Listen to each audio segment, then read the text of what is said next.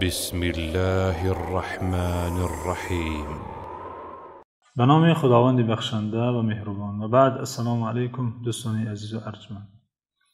دوستان گرامی، پیامبر اکرم فرستاده خدا صلی الله علیه و سلم، استاد بشریت در فن آداب و اخلاق، در راهنمایی به کمالات انسانی، در حدیث مبارک وظیفه مبعوث شدن، فرستاده شدن خود را به سوی بشریت، به سوی خلق بیان نموده فرمودند: انما بعثت لاتمم صالح الاخلاق.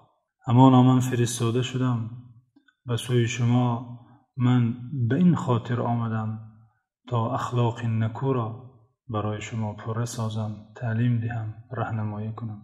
دوستان گرامی، این پیامبر اکرم صلی الله علیه و سلم به هر آن چیزی که از اخلاق حمیده است و رفتار ستوده است، ما امت را راهنمایی نمودند. و ما در جامعه کسانی را می‌خوریم که چنین عادت دارند که زیاد سوال کنند و از مردم می‌خواهند بیشتر دانند و وقتی قیمت خود را به سوال کردن از حال و از خصوصیت‌های مردم صرف می‌کنند. مثلا نه تنها از سلامتی ما، از حال ما پرسان می‌شوند، نه بلکه سوال‌های بیشتری دارند: از کجا آمدی، کجا می‌روی، با کی خواهی بود، و اگر از بازار آمده باشی چی خریدی و چند پول خریدی. این گونه سوال‌هایی که اصلاً با آنها تعلقی ندارد و ضیاع نمودن و بیهوده صرف نمودن وقت محسوب است. البته که این عادت خوب نیست و انسان باید با آنچه که مشغول شود که به خودش تعلق دارد و نباید مردم را با سوال‌های از حد زیادش در ناراحتی، در آزرده خاطری قرار دهد. رسول گرامی صلی الله علیه و سلم به این گونه نفران یک راهنمایی زیبایی دارد، یک راهنمایی آرام با لطف که احساس کنند که این عادتی خطاست و میباید در خود بازنگری کنند. امام ترمذی از ابو هریره روایت کرده که فرستاده خدا صلی الله علیه و سلم فرمودند: من حسن اسلام المرء ترکه ما لا یعنی. از زیبایی دینداری شخص است، از کمالی دینداری و ایمان شخص است که به آنچه که به خود او تعلق ندارد کار نگیرد، آن را ترک کند، واگذارد. این دلیل کمالی دینداری شخص است، دلیل زیبایی اسلام آن نفر است که به آنچه به خودش تعلق دارد مشغول باشد، به نفس خودش، به کار خودش، اما به آنچه که به دیگران، به مردمان تعلق دارد، به مردمان از پرسیدن آن، از اینکه دیگران آن را دانند ناراحت میشوند، سر و کار نگیرد، جستجو نکند، پیگیری نکند، چون که فایده ندارد اصلا. و عمر قیمت‌تر از این است که به اخبار و کارها و خصوصیت دیگران صرف کرده شود. بدین خاطر امام ابن رجب گفتند: هذا الحديث اصل من اصول الادب. این حدیث یکی از اساسهای آداب و اخلاق است، یکی از قانونهای کلی در جاده اخلاق و رفتار نکوست.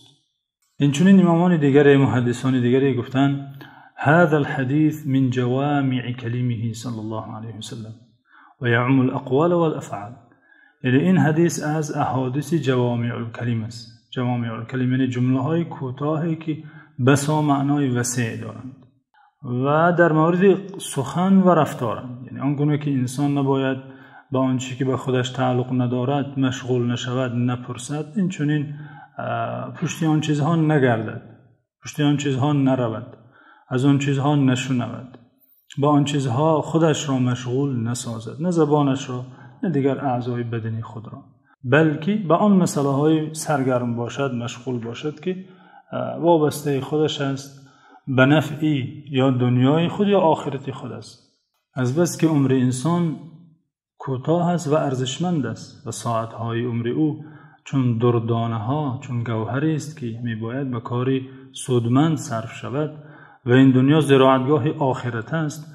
پیامبر صلی الله علیه وسلم این راهی آبادسازی آخرت را برای انسان راهنمایی کردند، راه رسیدن به کمال ایمان، راه رسیدن به زیبایی در دینداری که هر شخص خواهد اگر دینداریش زیبا باشد، اسلامش زیبا و حسن باشد، ستوده باشد، آنچه که به خودش تعلق ندارد ترک کند، واگذارد، به حال خودش گذارد، دخالت نکند.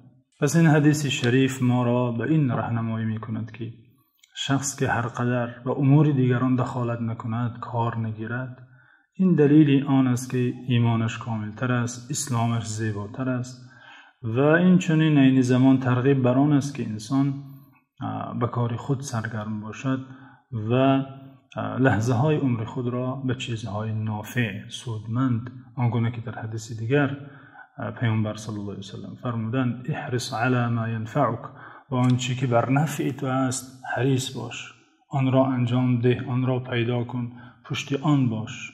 این چنین آنگونه که از گفته های امامان اشاره شد، این حدیث اساس بزرگ، قاعده بزرگ از اساسها و قاعده های اخلاق نکوست که هر شخص اگر به این قاعده پایبند باشد، شخص محبوب در جامعه، محبوب در نزد اطرافیان و دوستانش می‌گردد.